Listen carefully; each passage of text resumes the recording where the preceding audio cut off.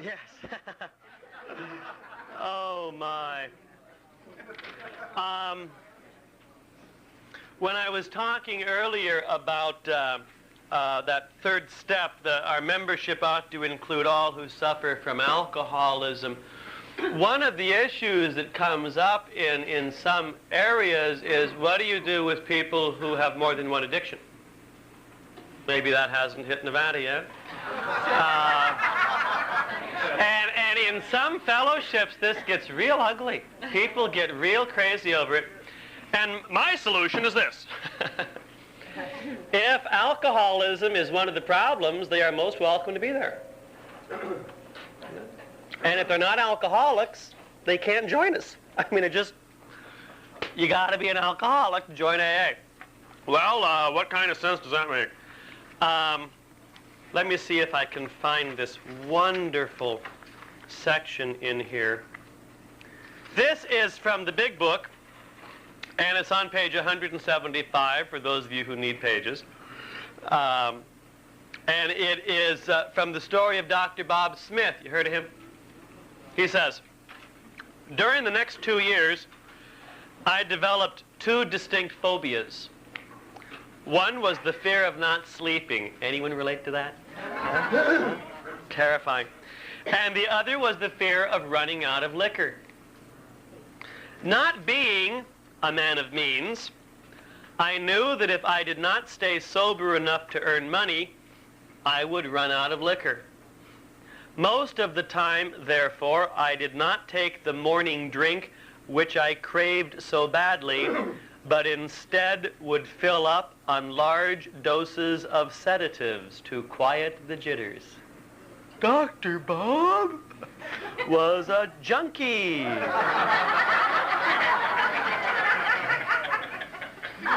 Which, he goes on to say, the jitters which distressed me seriously. Occasionally I would yield to the morning craving, but if I did, it would only be a few hours before I would be quite unfit for work. This would lessen my chances of smuggling some home that evening, which in turn would mean a night of futile tossing around in bed, followed by a morning of unbearable jitters. During the subsequent 15 years, I had sense enough never to go to the hospital if I'd been drinking. You know, but he just snacked away on those pills. There are some people in my part of the world who would not let him join the fellowship. And I think it's important to read the book for circumstances like that. Okay. That's my opinion, but I'm right. What else? Well, one thing that I just thought was funny, I want to use as a throwaway line because I think it is something I would like to repeat. There was a celebrity in Los Angeles used to talk about the 3 stages of his drinking. And this happened usually in the course of an evening. He'd go from stage 1 to stage 2 to stage 3. And he said, in stage 1, I was witty. Stage 2, I was invisible. And stage 3, I was bulletproof. I like that. Okay. Spiritual.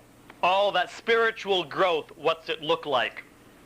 Well, I think we have 2 models that we use a lot for spiritual growth. I mean, we think of it and we use what we're familiar with. One of them is spiritual growth is like a rocket. Higher, higher, higher, faster, faster, faster. Direct line up. Boom. See? I don't think it's true. I don't think it works like that. Other model. Spiritual growth as the Dow Jones Industrial Index. Up and down and up and down and up and down and up and down and up and down. You know, that doesn't work for me either. But that's a model a lot of people use. The one that makes sense to me was kind of put together by a Jesuit, as a matter of fact, named Teilhard de Chardin. And what Chardin, he was an anthropologist and a poet and silenced by the Vatican, which indicates he had something to say. What he saw was spiritual growth, the growth of the person, and that's what we're talking about, the growth of the person as a spiral. See? And it goes around, and it goes around. And it goes up sometimes, and it goes down like this sometimes, but it keeps on going around, and you finally develop, sometimes real wide spirals, sometimes not so. This explains to me why it seems we keep coming up to the same stuff over and over and over again, because we keep visiting the place, but from a little different angle. You know? And then all of a sudden you touch it again, and you go away from it again, and you might go way up, and then you touch it again. Spiritual growth, the growth of the person is like a spiral. And that's why it's very hard to measure. And why every so often you hit landmarks and you notice that your world is much bigger than it used to be. Because your spiral's gotten bigger. Some of us have real narrow spirals, some of us much bigger. But it kind of goes like that. I need a picture or I can't see what's happening. And that's the picture I use. Not the rocket, not the Dow Jones. The second step of recovery says, where are you? There you are. It says, we came to believe that a power greater than ourselves could restore us to sanity. That's what it says. Now, I'd like to break that up just a little bit and talk about a few things. Number one, we talk about feelings so much in Alcoholics Anonymous and Al-Anon, and feelings are real crucial to our recovery because most of us are so shut down. When we came in, just shut down. I mean, I sure was.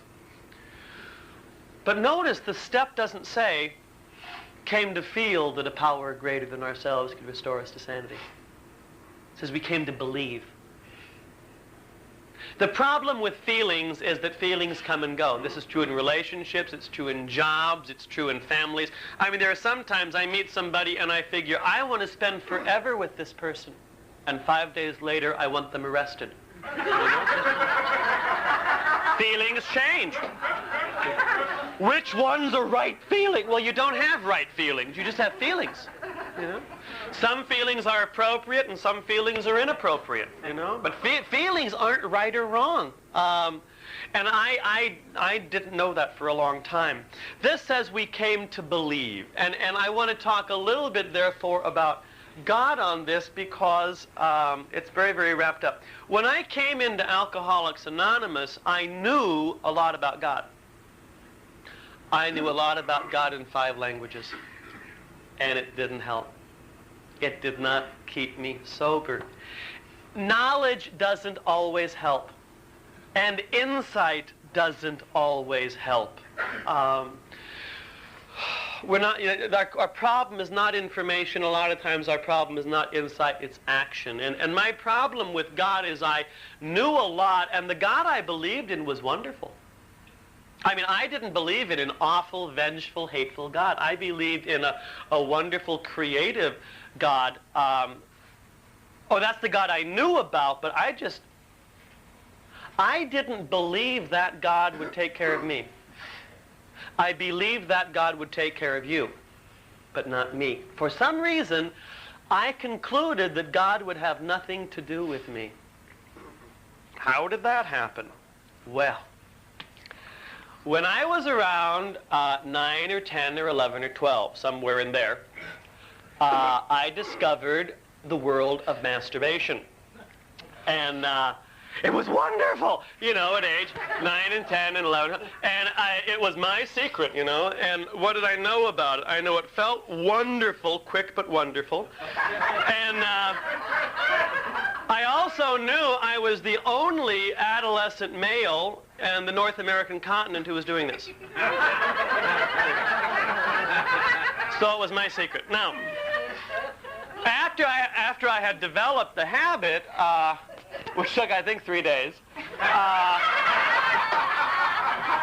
later found out that this was an awful thing. This was so awful that doing this ruined God's whole day. And if you kept this up, you were damned. I mean, there was no if, ands, or but. This was morally as significant as dropping the bomb on Hiroshima. as far as, my classroom was concerned. So it got these very, very heavy messages, and at the age of 9 or 10 or 11 or 12, I was faced with some life and death stuff. And I didn't know you could talk about this with anybody, Secrecy is so powerful.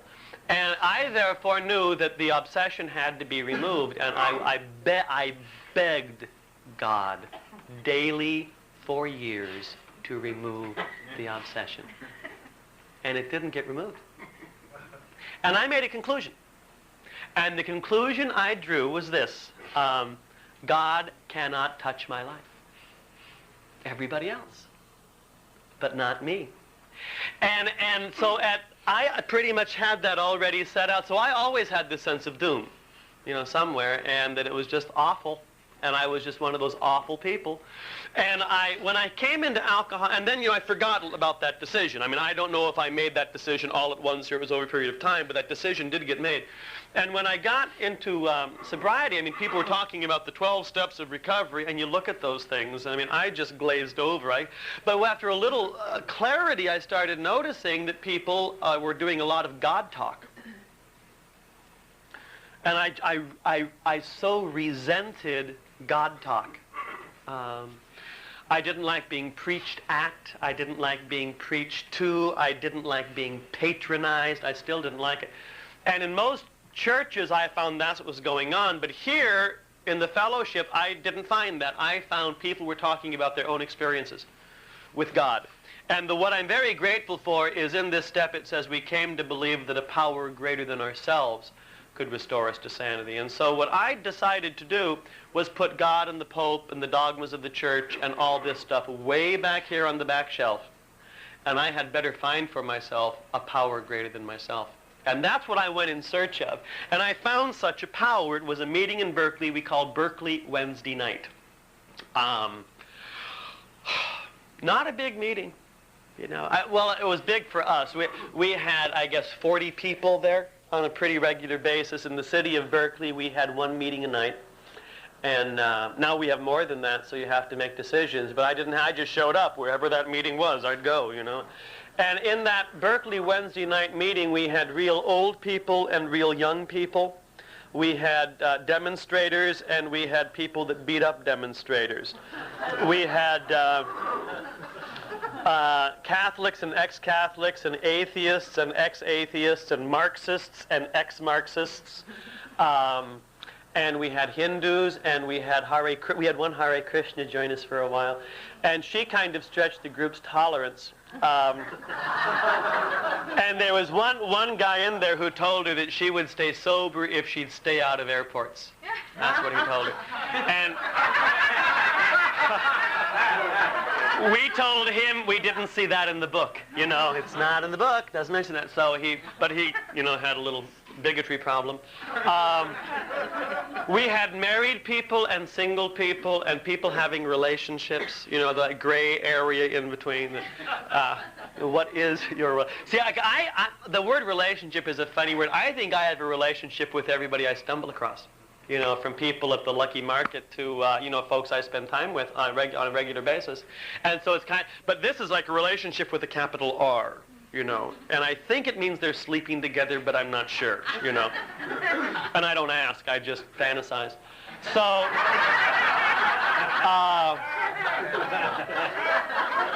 and we had straight people and gay people and people in between. We counted one night 14 different sexual persuasions in the room, and that was a small meeting.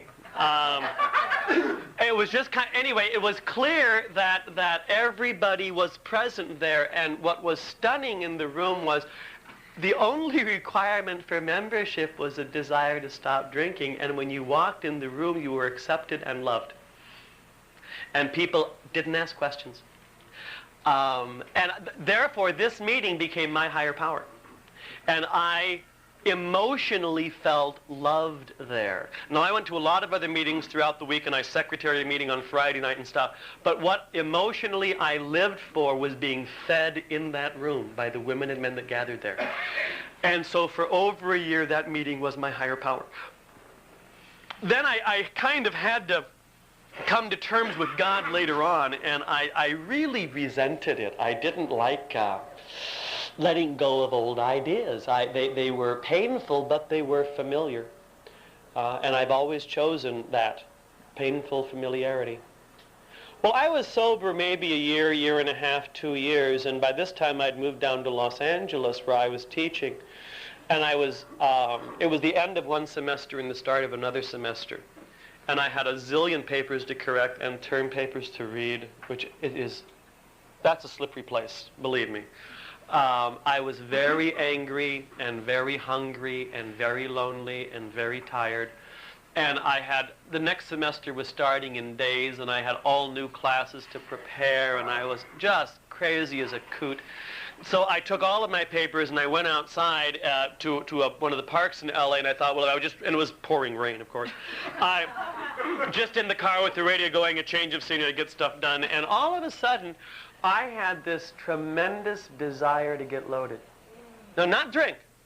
Get loaded. And it scared me because the desire to drink, I knew pretty much how to handle that, but this it just came from out of left field, and it really was a monkey on the back. You know, like monkeys, the reason we use that expression, I've got a monkey on it, very large arms and legs, they wrap themselves around you and you can't get them off, you see? And all of a sudden you get this off and the arm gets around, and the desire to get loaded, to buy some non-habit forming marijuana and smoke my brains out. That's what I wanted to do.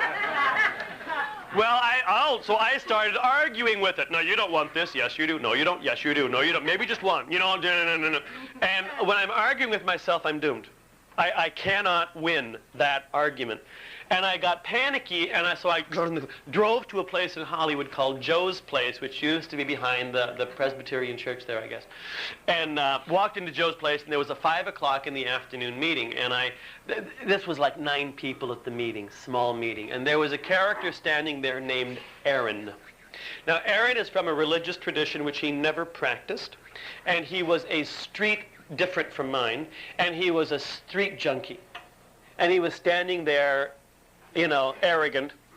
And I walked in, and I said, you know, talk about this at the meeting. So I went up to Aaron and I said, I want to get loaded. And he said, let's go to Mexico.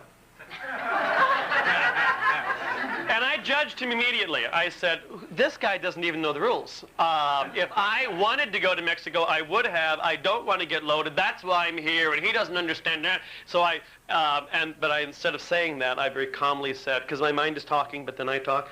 I said, no, you don't understand. I do, but I don't, and I'm very confused, and I'm just being torn apart, and I'm very scared. And he said, well, you've got a choice. I said, what do you mean?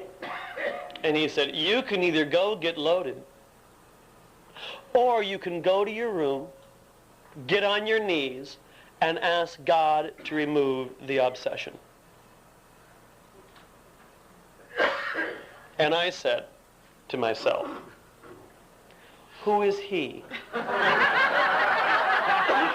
to be telling me to ask God? But, you know, that gong of truth, bong, rang, and I sat through the meeting completely obsessed. But I knew he was right. And now I was a year and a half, almost 2 years, probably a year and a half sober, almost 2 years. And I went back to my house and went up to my room, and I closed the door so no one would see.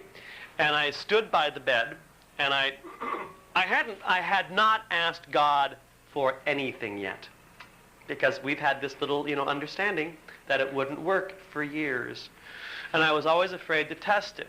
But this, I believe prayer is communication. I do not believe prayer is telling God sweet things. I think prayer is telling God the truth. And what I needed to do was tell God some real clear things. Let's clear the air before anything else goes on.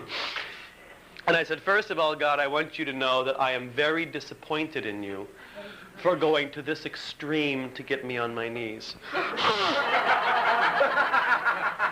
And I let God know I was very angry at God, and I had thought better of God up to that moment. I thought we could have just gone along as neutrals, you know, God doing God's thing and me doing my thing, and we'll work it out some other time.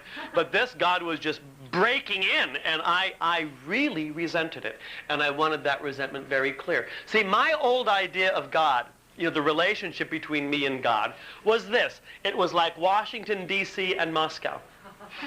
See, each one knows the other's there. But we'll ignore each other as long as we can until either one of us is in incredible trouble, and then we'll sign a peace treaty, which we'll keep for only as long as we absolutely have to. And then, boom, it's back to normal. You know, so leave me alone, be suspicious. Okay. Well, that was being shattered here, so I let God know, all right, the only reason I was doing this was because I had no other alternative. And if I had another alternative, I'd take it. Now, God, do you understand that? And then, once I was convinced God did understand that, I knelt down and asked God to remove the obsession. And it was removed. I mean, not next week. You know, not that, then. And that terrified me. And all of a sudden, that monkey was literally taken off my back. And I became frightened because it was clear to me that the program worked. And that scared me, because that was letting go of another old idea, and that idea was that I was someone who was doomed. And that was a familiar, sweet idea. But it suddenly occurred to me after a year and a half of going to an awful lot of meetings and talking to an awful lot of people and not having a drink or a joint or a pill in all that time, it suddenly occurred here that maybe I'm not doomed. You know? Slow is real. You know? And it took me all of that time just to finally reach the point where just maybe I won't die drunk. Maybe. And it didn't feel good. When I reached that point, it felt like I was off balance. It felt clumsy. Because all of a sudden I was changing things. And I don't think we change gracefully. If you want to be graceful, you're not going to get well. I think we change clumsily. And I think we fall down a lot. And I think that's all part of being real. When I was 12, my family went up to Squaw Valley. This was the last month of the Eisenhower presidency. I remember lots of things by who was president because I always had someone to blame then. Anyway, last month of the Eisenhower presidency, so this was in like December of 1960. And we went skiing. I was 12 years old, and the skiing was very primitive in those days. They had tow ropes, and you get pulled up the slope on these ropes. And 12 is not graceful to start with. You know, your body's weird.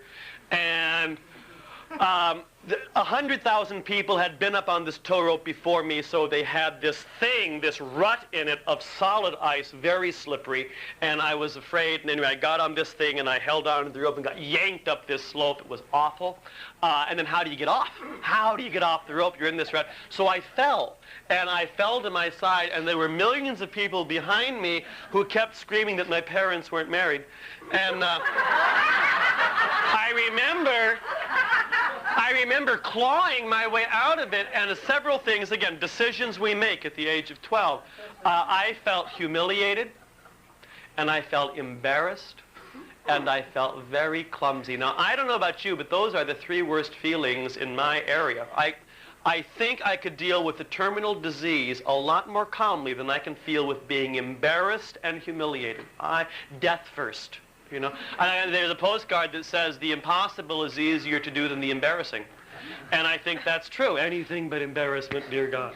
So when I was 12, I made a decision that I would never ski again. Who needs that kind of treatment, see?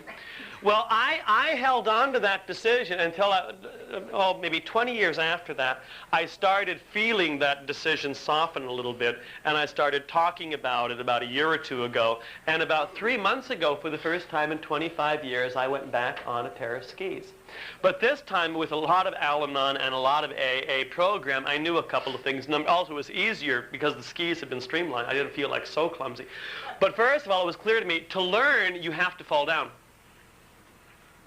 Everybody falls down a lot. And what you do after you fall down is you get up. And you ask for help. And you ask people how to do it. And people will tell you. And you do it, and you fall down, and you go up and try it again, and you fall down, and you don't have to be graceful for months. Now that, I was black and blue. My thumbs are still sore. And I had a wonderful time because I gave myself permission to fall down a lot. In getting well, we need to give ourselves the exact same permission. We get well, some of us, we get into the program and we're convinced that if we're clean and sober or if we're serene, we're working on that path with 12 steps. This means I must be infallible. Not true.